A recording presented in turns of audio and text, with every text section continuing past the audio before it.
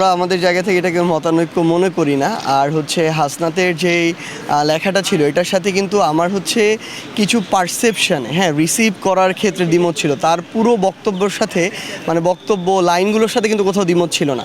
একটা জিনিসকে ওর জায়গা থেকে যেভাবে রিসিভ করেছে খুব স্বাভাবিকভাবে আরেকটা মানুষ আরেকভাবেই রিসিভ করবে, এটা মনে হয়। সেম একটা জিনিস আপনার যেরকম মনে হবে আরেকজনের ওরকম মনে নাও হতে পারে ওই জায়গা থেকে। কিন্তু যে বক্তব্যগুলো দিয়েছিল যে একটা হচ্ছে নতুন করে আওয়ামী লীগ, রিফাইন্ড আওয়ামী লীগের যে আইডিয়া, এই সামগ্রিক বিষয়গুলোতে কোনো দ্বিমত ছিল না। এবং আমরা আমাদের জায়গা থেকে স্পষ্ট করে আমাদের পার্টির পক্ষে যেটা বলেছি, আমরা ওই জায়গায় আমরা সবাই ঐক্যমত যে এখানে শুধু বাংলাদেশ সেনাবাহিনী না, এই বাংলাদেশে আর কেউ যেন আওয়ামী লীগের যে কোনো ভার্সনের গল্প না শোনায়, এক।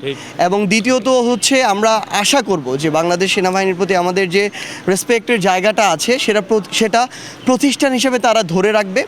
বাংলাদেশের কোয়ালিটি সম্পন্ন আন্তর্জাতিক মানের CMT 500W CSRM committed for better still. অভ্যন্তরীণ যে রাজনীতি, এই রাজনীতিতে তাদের যে আমরা কখনোই তাদের কোনো হস্তক্ষেপ প্রত্যাশা করব না, বরং তারা প্রতিষ্ঠান হিসেবে দেশের প্রতি তাদের যে দায়বদ্ধতা, তাদের যে কাজ, সেটা তারা ঠিকমতো পালন করে যাবে, এটাই আমাদের প্রত্যাশা।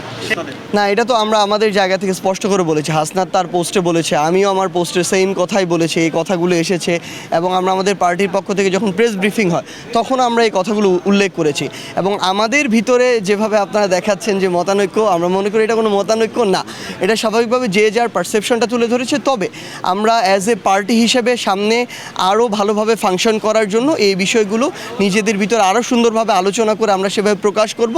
এবং আমরা মনে করি যে আমাদের যে ছোটোখাটো কিছু সীমাবদ্ধতা আমাদের চোখে নিজেদেরও পড়ছে, আপনারাও ধরিয়ে দিচ্ছেন, আমরা খুব দ্রুত সময়ের মধ্যে সেগুলোকে ওভারকাম করে সামনের দিকে এগিয়ে যাব।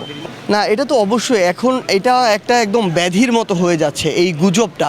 এবং যে যার মতো করে ফেক আইডি দিয়ে, ফেক পেজ দিয়ে মন মতো আর কি প্রত্যেক দিন তারা খুনি শেখ হাসিনাকে বাংলাদেশে নিয়ে আসছে, আবার প্রত্যেক দিন পালাওয়ের স্লোগান দিচ্ছে। তো আমরা আমাদের জায়গা থেকে মনে করি কি, এটা যেমন আমাদের অবশ্যই এখানে সেল করতে হবে, বাংলাদেশে এখন অন্তর্বর্তীকালীন সরকার কিংবা সামনে যে নির্বাচিত সরকার আসবে তাদেরও এরকম অ্যান্টি প্রোপাগান্ডা সেল করা উচিত, কারণ এটা মানুষকে বিভ্রান্ত করে, জনমতকে বিভ্রান্ত করে। এবং আরেকটা গুরুত্বপূর্ণ বিষয় হচ্ছে জনগণকে এই বিষয়ে সচেতন হতে হবে। একটা জিনিস আমি দেখলাম আর ওইটাই সত্য বলে বিশ্বাস করে নিলাম, এটা কোনোদিন হতে পারে না বা হওয়া উচিত না। একটা খবর একটা নিউজে এসেছে মানে ওটাই শতভাগ সত্য, এটা মনে করা উচিত না।